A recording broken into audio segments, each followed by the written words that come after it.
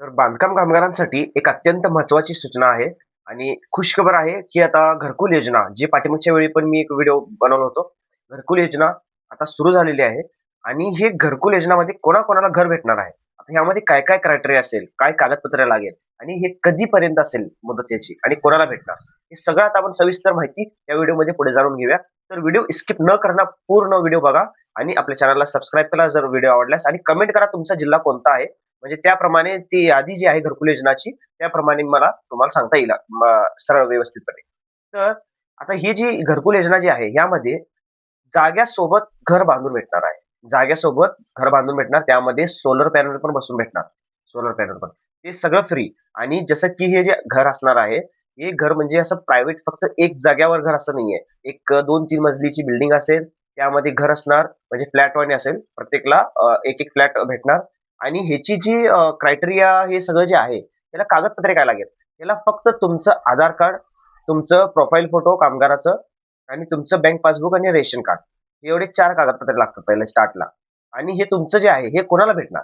हे आता भरपूर जण असं आता भरपूर जणांना प्रश्न पडला असेल कामगारांमधले, की जे जुने आहेत फक्त त्यांनाच भेटणार आहे. जे आता नवीन झालेले आहेत त्यांना भेटणार नाही का? तर असं काही सुद्धा नाहीये.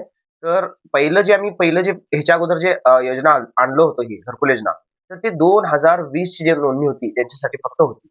आणि आता जी आलेली आहे यादी, तर ह्यामध्ये आता कसं आहे, की 2021 पर्यंत म्हणजे जसं की 2018 असू दे, 2017 असू दे, 2019 असू दे, 2020, 2021 पर्यंत ज्यांची नोंदणी आहे, त्यांच्यासाठी आता हे घरकुल योजना लाभ ठरणार आहे. ज्यांची 2021 पर्यंत नोंदणी असेल तर. म्हणजे त्यावेळी किंवा त्याच्या अगोदरची असेल तर. आणि त्यांचं आयडी आता ॲक्टिव्ह असणं गरजेचं आहे. बाकीच्यांचं आता एक-एक भरपूर जणांचं असं झालेलं आहे, की कोणाचे आयडी ॲक्टिव्हच नाहीयेत, बंद पडलेले आहेत.